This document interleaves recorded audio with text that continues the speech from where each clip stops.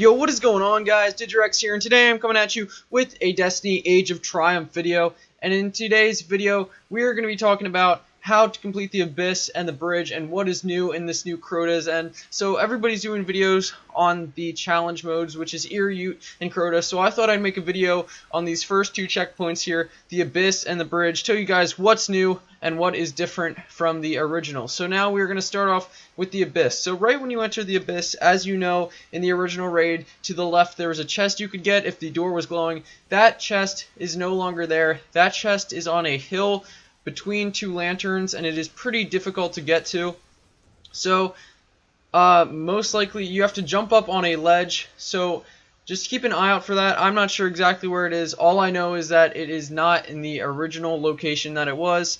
I believe it still has the same sort of drops and stuff like that, except it is between two lanterns up on a hill. So now another thing that is different at this part is obviously there are more ads. This part is harder than it originally was, and my raid group definitely noticed that there were more thralls, and once you get to the end there are wizards and ogres. So the wizards and ogres can be a little bit of a pain. The first time we were definitely taken off by this, especially since there were so many ads and everything, but we definitely did manage, especially if you have, you know, Stormcallers and Night Stalkers now, which weren't in the game before. It makes it a lot easier. The Night Stalkers just keep genning orbs for everybody, and the Stormcallers can do some serious ad control, or whatever other super you want to use. There's a lot of things that are good for the pit, or the Abyss, should I say, to be honest, because Night Stalkers can pretty much constantly keep their tether up, which keeps the other supers up, which keeps the tether up, and you can just destroy everybody at this part. And then, of course, like normal, you want to run across the bridge like you see here, but instead there's like a hollowed ogre at the end, and he pops out like right when the first guy gets there, so you need to be careful because he can actually melt the first guy. And our raid team, my friend, almost got killed by this ogre, so definitely make sure to look out for him. You don't want to die at the end here as you're running towards the light. That would definitely suck. And then, of course, once you get to the light, you get your loot, and you pass into the new place, you know, whatever they call it, which is the bridge, which I will also be covering in this video. Okay, guys, so of course you want to start off this like normal, and you can't really cheese it as much with the sword. Our group tried. There's invisible barriers and stuff that doesn't allow you to cheese it anymore. So if you guys don't know how to do bridge legit, just look up a Crota guide video, to be honest, because this assumes that you know how to do it already. I'm just telling you guys the changes in the updated raid.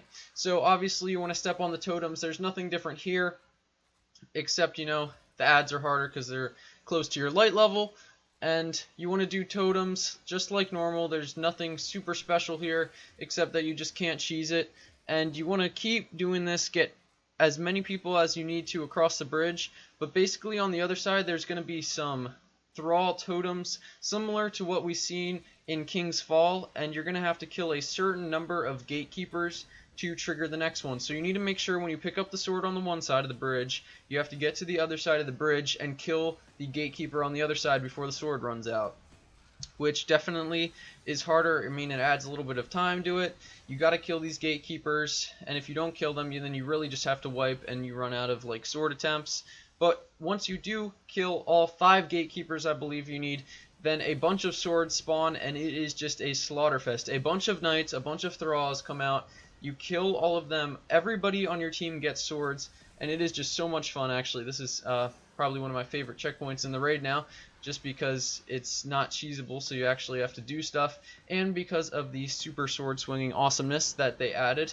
But so you swing all the swords, you kill all the knights, you kill all the thralls, and then a bunch of gatekeepers come out, and you also have to kill them. There's probably going to be around 4 or 5 gatekeepers that come out at one time, but remember that you can super with these swords, and the super does a ton of damage and is super useful. So just make sure your team is fully utilizing these swords to their advantage, because these swords are super good. And that's basically what changed for the Abyss and the bridge. I'd say it's a little bit harder than before, not many changes, but I hope you guys enjoyed this quick little guide / telling you guys the changes that was made in this updated raid. Subscribe for more Destiny, Overwatch, and For Honor content. I hope you guys have a great day. This has been Digirex. Peace.